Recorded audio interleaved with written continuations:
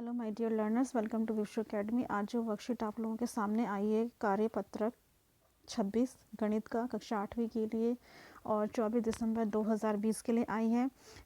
इसमें हम घन के अभाज्य गुणनखंड करेंगे, यानी कि अभाज्य संख्या कौन सी होती है जिसको जो कि अपने आप से या फिर एक से ही भाज्य होती है। ठीक है, किसी और संख्या से भाज्य नहीं होती वो, यानी कि अपने खुद के और वन के टेबल, एक के टेबल में ही आती हैं, बाकी किसी में नहीं आती। तो ऐसी संख्याओं को हम अभाज्य संख्या कहते हैं। ऐसी संख्याओं को हम अभाज्य संख्या कहते हैं। जैसे कि 2 जो है सबसे छोटी अभाज्य संख्या है। ठीक है, 2 सबसे छोटी अभाज्य संख्या है 2। जैसे और 5 है, 3 है, 7 है और इस तरह की जो 11 है, इस तरह की सभी संख्याओं को हम अभाज्य संख्या कहते हैं। तो यहाँ पर पहले जो बताया गया है आप लोगों को, जैसे कि यहाँ पर चिंटू और पिंटू 2 दोस्त हैं और मैथ्स क्लब में जो है दोनों एक एक्टिविटी कर रहे हैं संख्याओं के साथ खेलने वाली। उसमें 8 संख्या ली है और उसके उन्होंने अभाज्य गुणनखंड निकाले हैं। तो अभाज्य गुणनखंड इनके आए हैं इतने। तो चिंटू कहता है कि ये एक घन संख्या है क्योंकि इसके 3 का जो है एक ग्रुप समूह बन रहा है। 3 संख्याओं का, 3 एक जैसी संख्याओं का समूह बन रहा है। तो पिंटू कहता है कि क्या इस तरह के जब हम किसी भी संख्या का अभाज्य गुणनखंड करते हैं तो क्या एक ही संख्या आती है? तो वो कहता है, दूसरा बच्चा कहता है नहीं, एक के अलावा और भी बहुत सारी हो सकती हैं। जैसे कि यहाँ पर वो एग्जाम्पल दे के समझाने की कोशिश करता है। तो वो कहता है जैसे कि अगर 216 का हम अभाज्य गुणनखंड करें तो इतना आएगा, यानी कि 2 का जो जोड़ा है 3-3 का बन गया और 3 वाला का भी 3-3 का जोड़ा बन गया, यानी कि 2 और 3 के 3-3 बार आने की वजह से ये एक जो है पूर्ण घन संख्या बन गई है। 216 पूर्ण घन संख्या बन गई है। अगर आपको सीधी सरल भाषा में समझाया जाए कि पूर्ण घन संख्या क्या होती है, ऐसी संख्या जिसमें कि अभाज्य गुणनखंड जब निकाले जाते हैं तो उसके बाद उनका 3-3 का ग्रुप बनना चाहिए, यानी कि 3-3 संख्याओं का जोड़ा बनना चाहिए। अगर जोड़ा बन रहा है तो वो आपका जो है पूर्ण घन संख्या कहलाएगी। तो ये जो बॉक्स है इसमें जो क्वेश्चंस दिए हैं बेटा, ये वाले आप लोगों को करने हैं। इनके सिर्फ आप लोगों को अभाज्य गुणनखंड निकालने हैं। जैसे कि 3-3-2-5 का निकालना है। 3-3-2-5 का कैसे निकालेंगे? देखो, 5-5 कितने बज गए? 3 बज गए। यहाँ आ जाएगा 5-30, 2 बज गए, 5 बजे 25, 5 एकम 5, 1 बज गया, 5 दिए 15, फिर 1 बज गया, 5 दिए 15। ठीक है, अब हम अगर 3 से करें, 3 चौक 12, 1 बज गया, नहीं जा सकता, नहीं जा सकता ना। तो हम देख लेते हैं कि क्या ये 7 से जा रहा है, क्योंकि जो है लास्ट में क्या बेटा 3 है, यानी कि 3 जो है 7 9 में आ सकता है। ठीक है, 3 से तो चेक कर लिया, आ ही नहीं रहा, तो 7 और 9 का और देख लेते हैं हम। ठीक है, 7 और 9 का, और अगर हम करें 7 एकम 7 तो कितने बज गए? 7 एकम 7, 8 9 10 11 12 13, 6 बज गए। यहाँ बाहर आ जाएगा, इसके आगे लग जाएगा 63, तो 7 नीम 63 होता है, तो 19 एकम 19 आ जाएगा। ठीक है, तो इसके अगर हमें निकालने हैं अभाज्य गुणनखंड 33-25 का, है ना, तो हम लिखेंगे 5 गुना 5 गुना 7 गुना 19, ये इसके अभाज्य गुणनखंड आ गए। कुछ नहीं है, सीधा जो आप लोग एलसीएम निकालते हैं ना, एलसीएम निकालने को ही अभाज्य गुणनखंड कहते हैं। तो उसी तरह से अगर ये वाला कराया जाए तीसरे का 27 का, तो आप लोग कैसे निकालेंगे? देखो, 3 निम 27, 3 तीनों 3 एकम 3, तो 27 के जो अभाज्य गुणनखंड आए हैं वो आपके आए हैं 3 गुना 3 गुना 3। तो ये इस तरह से करने थे। ठीक है, तो बाकी के जो आपका सेकंड और फोर्थ है बेटा, आप लोग खुद करेंगे अपनी कॉपीज़ में। अभाज्य गुणनखंड निकालने, यानी कि सिंपल सिर्फ एलसीएम ही निकालना है और कुछ नहीं करना है। आई होप कि इतना आप लोग कर सकते हैं बेटा। आपने 6ठी 7वीं में सीखा ही है, तो आप लोग इन दोनों को करके देख लेना अपनी कॉपीज़ में। उसके बाद चलते हैं अपने इस एग्जाम्पल की तरफ। यहाँ पर क्या है कि राम जो है अपने जूते के डब्बे से एक घन बनाने की कोशिश कर रहा है और उसके जूते के जो डब्बे की जो विमाएँ हैं वो इतनी इतनी दे रखी है, ऊंचाई लंबाई चौड़ाई। तो वो कह रहा है कि उन डब्बों को इकट्ठा करके वो ना एक घन बनाएगा, तो उसको जो है कितने बक्सों की और ज़रूरत पड़ेगी कि वो एक घन, पूरा घन बन जाए। पूर्ण घन बनाने के लिए उसे और कम से कम और कितने डब्बों की ज़रूरत पड़ेगी? तो हम क्या करेंगे, पहले 15 का जो 15 30 और उसका देखो, 15 का एलसीएम निकाला, अभाज्य गुणनखंड निकाले, इतने आ गए। 30 के निकाले इतने आ गए और लास्ट वाले 15 के फिर इतने निकाले। अब हम इसके क्या करते हैं, जोड़े बनाते हैं। अब देखो 3 3 का जोड़ा तो बन गया, 5 वाला जो है 3 3 का बन गया और 3 वाला भी 3 3 का बन गया, लेकिन यहाँ बच गया 2 अकेला। अब 2 वाले को 3 का जोड़ा बनाने के लिए दो जो है 2 बार चाहिए होंगे, यानी कि 2 गुना 2 4, यानी कि 4 बक्सों की और ज़रूरत पड़ेगी तब जाके ये एक घन बनेगा। ठीक है, तो ये उदाहरण था और ये है आपकी एक्सरसाइज जो कि आप लोगों को अपनी कॉपीज़ में करना है। पहले आपको 216 का बताना है कि पूर्ण घन संख्या है या नहीं है। अगर है तो लिख देना कि पूर्ण घन संख्या है, नहीं है तो लिख देना पूर्ण घन संख्या नहीं है। बस इतना करना है, एलसीएम लेकर पहले चेक करना है।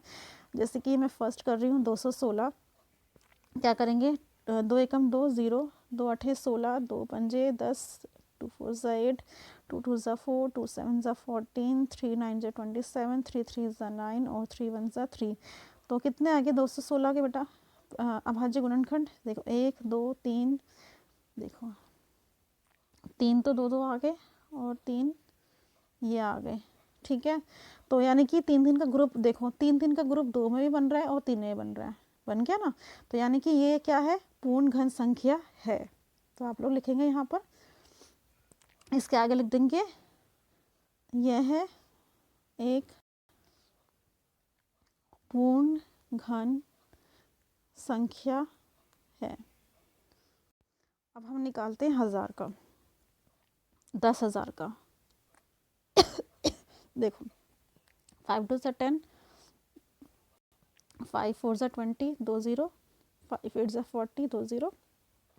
ठीक है, और 2 4 ज़ा 8 0, 2 2 ज़ा 4 0, 2 1 ज़ा 2 0, 2 5 ज़ा 10 और 5 1 ज़ा 5।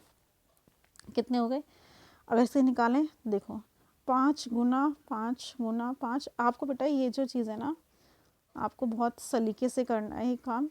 ठीक है, पहले इसके एलसीएम निकाल देना, उसके बाद आप लोग लिखेंगे 10,000 और इक्वल टू करके नीचे नीचे करेंगे आप लोग। ठीक है, मेरे पास जगह कम है इसलिए मैं ऐसे कर रही हूँ। 5 गुना 5 गुना 5 और 1 2 3 4, 2 गुना 2 गुना 2 और लास्ट में 5। देखो इसकी तो पेयरिंग बन गई, 3 3 का जोड़ा, इसका भी 3 3 का जोड़ा। अब ये 2 और ये 5 अकेला बैठा हुआ है, इनके 3 3 के जोड़े नहीं बन पा रहे। तो हम क्या लिख देंगे यहाँ पर, हम लिखेंगे यह एक पूर्ण घन संख्या नहीं है। ठीक है, पूर्ण घन संख्या नहीं है।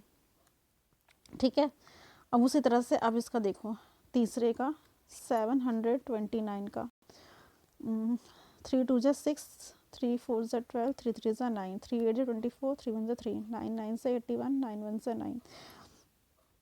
तो 721 के अभाज्य गुणनखंड निकालो तो क्या होगा, 3 गुना 3, और 9 को कैसे कर सकते हैं, 3 गुना 3, फिर से 9 को हम 3 गुना 3। तो देखो इसके भी बन गए, इसके भी बन गए, 3 3 का जोड़ा बन रहा है। ठीक है, इससे भी 3 जोड़े बन रहे हैं, इससे भी।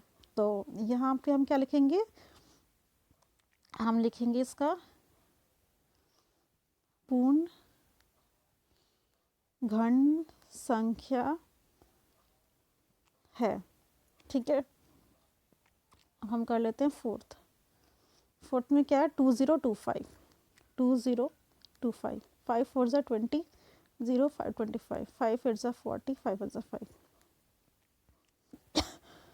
तो आपका जो है 2025 को निकालें, 5 into 5 into 3 into 3 into 3 into 3। ये देखो 3 3 का तो 3 का जोड़ा बन गया, लेकिन 5 में 1 की कमी है और 3 वाले में फिर 2 की कमी है। तो हम क्या लिखेंगे, पूर्ण घन संख्या नहीं है।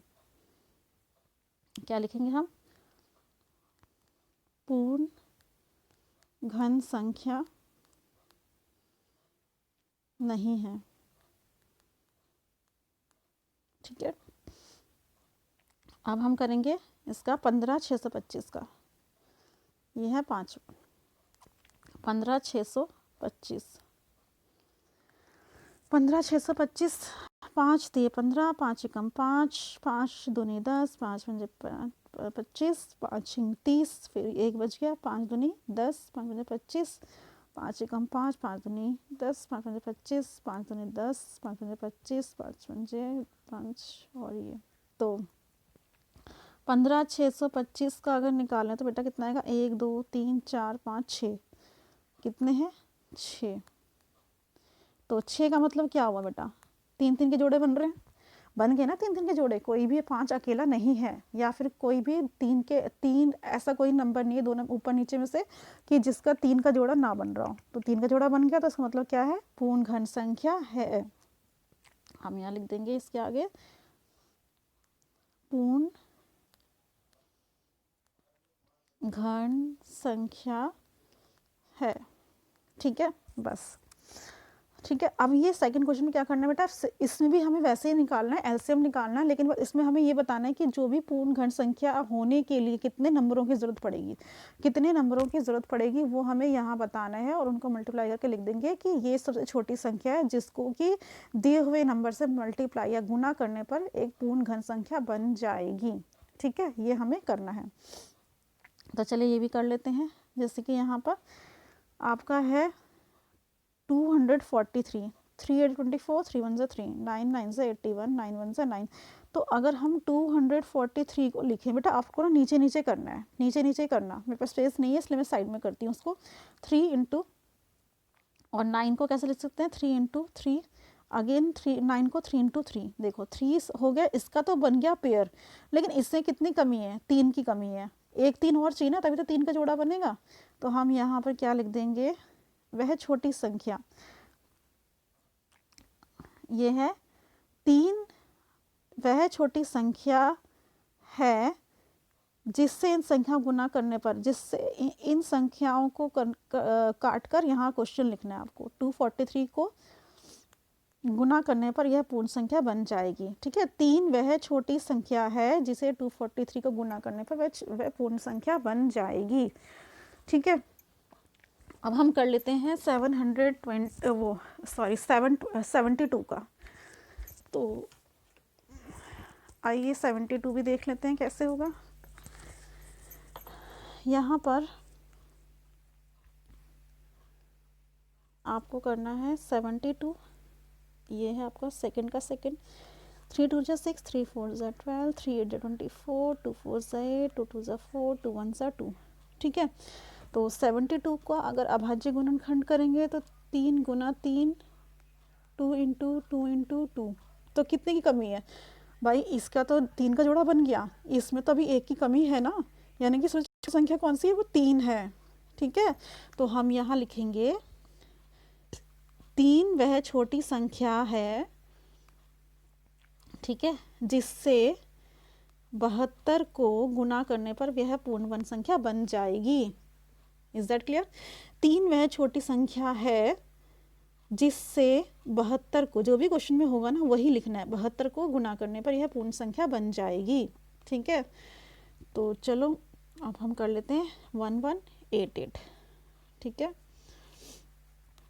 88, 11 1 से 11, 11 11 एकम 11, 11 अठे 88 और 2 नीम 18, 3 3 3 एकम 3, तो 11 88 को हम क्या लिख सकते हैं बेटा, 11 गुना 2 गुना 3 गुना 3। अब ये बताओ कितने सारे नंबर की कमी रह गई है,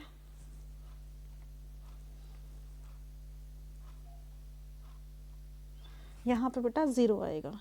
ठीक है, अब 2 9 से 8, 2 5 से, इसको दोबारा कर लेते हैं बेटा, थोड़ा सा यहाँ गड़बड़ हो गया।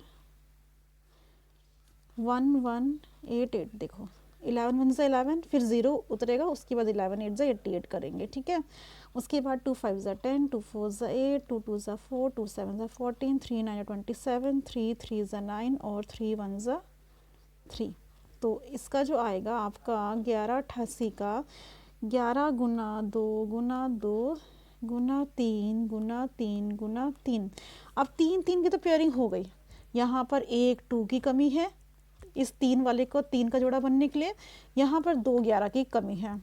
ठीक है, तो अब हम देख लेते हैं, ये देखो किस किस कमी रह गई थी, 2 11 की और 1 2 की। तो 11 का कितना हो गया 121, और 2 से मल्टीप्लाई करेंगे तो 2 1 ज़ा 2, 2 ज़ा 4, 2 1 ज़ा 2। यानी कि बेटा 242 ऐसी संख्या है जिसे 1188 से गुना करेंगे तो पूर्ण वर्ग संख्या बन जाएगी। आपको ऐसे ही उतारना जैसे मैंने करा, ठीक है। तो यानी कि 242 हम क्या लिखेंगे, यहाँ लिखेंगे 242 वह छोटी संख्या है जिससे 1188 को गुना करने पर यह पूर्ण वर्ग संख्या बन जाएगी, ठीक है। अब हम कर लेते हैं फोर्थ क्वेश्चन। अब चलते हैं अपने फोर्थ की तरफ। 392 करके देखो। 3 1 ज़ा 3 नहीं जा सकता तो हम 2 से कर लेते हैं। 2 1 ज़ा 2, 2 9 ज़ा 18, 2 6 ज़ा 12, 2 9 ज़ा 18, 2 8 ज़ा 16, ठीक है। 2 4 ज़ा 8, 2 9 ज़ा 18, 7 7 ज़ा एंड 7 1 ज़ा 7। तो 392 क्या होगा बेटा, 2 गुना 2 गुना 2, 7 गुना 7। अब ये बताओ कि इसकी तो जोड़े बन गए भाई, इसको 3 3 3 3 मिल गए, 3 का जोड़ा बन गया। लेकिन यहाँ तो भाई 1 की कमी रह गई ना 3 का जोड़ा बनने में, तो 1 की कमी है ना 7, यानी कि 7 वह छोटी संख्या है। हम यहाँ लिखेंगे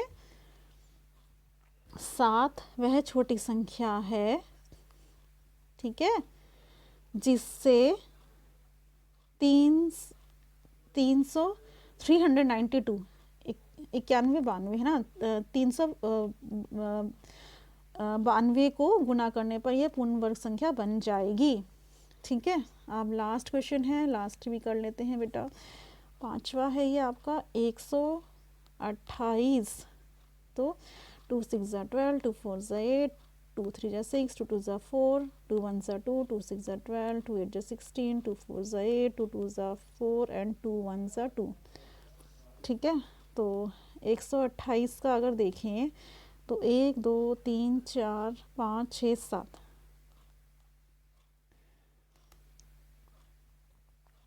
ये आपका आया। इसका 3 का जोड़ा बन गया, 3 का जोड़ा बन गया। अब लास्ट में 1 2 अकेला बच गया। अब उसको 3 होने के लिए, मतलब कि 3 का जोड़ा बनने के लिए कितने 2 और चाहिए, इसको चाहिए बेटा 2 और 2 चाहिए, है ना, 2 और 2 चाहिए। यानी कि 2 और 2 का मतलब क्या, 4, ठीक है। इसका मतलब 4, यानी कि हम यहाँ लिखेंगे 4 वह छोटी संख्या है जिससे 128 को गुना करने पर यह पूर्ण वर्ग संख्या बन जाएगी। बस ये इसका आंसर है। तो बेटा ये थी आज की आपकी वर्कशीट। आई होप कि आप लोगों को ये वर्कशीट अच्छे से समझ में आ गई होगी। अगर समझ में आ गई है तो वीडियो को लाइक शेयर कवर करना बिल्कुल ना भूलें। जो भी बच्चे इस चैनल पर नए हैं तो सब्सक्राइब करना बिल्कुल ना भूलें और नोटिफिकेशन बेल को ऑन करना ना भूलें ताकि आने वाली और वीडियो सबसे पहले आप तक पहुँच सके। तब तक के लिए, अगले हफ्ते तक के लिए और अगली वीडियो और अगले वर्कशीट के सॉल्यूशन तक के लिए मेरी तरफ से गुड बाय। घर में रहिए, सुरक्षित रहिए, पढ़ते रहिए, पढ़ाते रहिए, हंसते रहिए, मुस्कुराते रहिए। धन्यवाद।